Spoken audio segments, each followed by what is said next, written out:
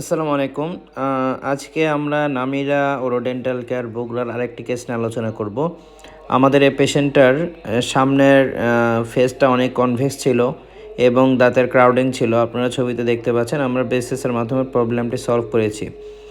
তো আমরা প্রথমে 4টি ফার্স্ট প্রিমোলার এক্সট্রাকশন করি এবং পেশেন্টকে এইভাবেই কাউন্সিল করা হয় এবং পেশেন্ট আমাদেরকে কনসেন্ট দেওয়ার পরে আমরা এক্সট্রাকশনগুলো শুরু করি। তো ব্রেসের চিকিৎসা আমরা বেসিক্যালি কখন দাঁত উঠাই, এটা একটা কোশ্চেনের বিষয়। ব্রেসের চিকিৎসার সময় যখন দাঁতগুলো খুব বেশি সামনের দিকে বের হয়ে থাকে, অর্থাৎ ডেন্টাল প্রোট্রুশন থাকে অথবা দাঁতের সিভিয়ার ক্রাউডিং থাকে, তখন অনেক ক্ষেত্রে উপরের এবং নিচের 4টি ফার্স্ট প্রিমোলার এক্সট্রাকশন করা হয়। এই দাঁতগুলো তুললে পর্যাপ্ত স্পেস তৈরি হয়, যা ব্যবহার করে ব্রেসেসের মাধ্যমে সামনের দাঁতগুলোকে ধীরে ধীরে পিছিয়ে এনে সঠিক অবস্থানে বসানো হয়।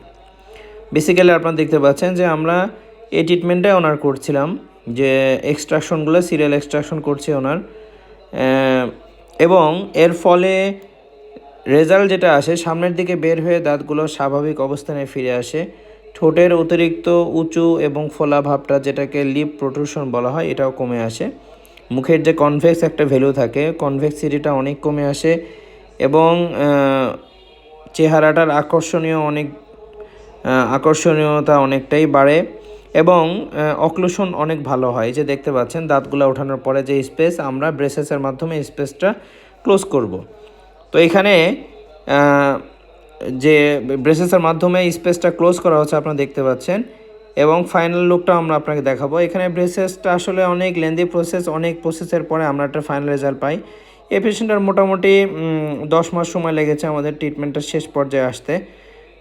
তো মান্থলি কমপক্ষে 1বার থেকে 2বার আমাদের চেম্বারে আসতে হবে এই ধরনের ট্রিটমেন্ট করার জন্য, এবং অবশ্যই এই ধরনের ট্রিটমেন্ট শুরুর আগে মেন্টাল একটা প্রিপারেশন লাগবে, যেটা সময় সাপেক্ষ চিকিৎসা এবং মোটামুটি খরচ সাপেক্ষ চিকিৎসা। এরকম একটা মেন্টাল প্রিপারেশন নিয়ে চিকিৎসাটা শুরু করতে হবে যদি আপনি ভালো, সুন্দর এবং উন্নত একটা হাসি এরকম চান। তো আজকে এ পর্যন্তই, এবং আমাদের চ্যানেলটি আপনি সাবস্ক্রাইব করে রাখতে পারেন, আমাদের পেজে ফলো দিয়ে রাখতে পারেন, আমাদের ইনস্টাগ্রামে ফলো দিয়ে রাখতে পারেন, এবং বিস্তারিত তথ্যের জন্য আমাদের হোয়াটসঅ্যাপ নাম্বারে আপনার প্রবলেম তাদের কিছু ছবি পাঠিয়ে দিতে পারেন। আমরা দেখে আপনাকে এ সম্পর্কে বিস্তারিত জানিয়ে দিব। ধন্যবাদ।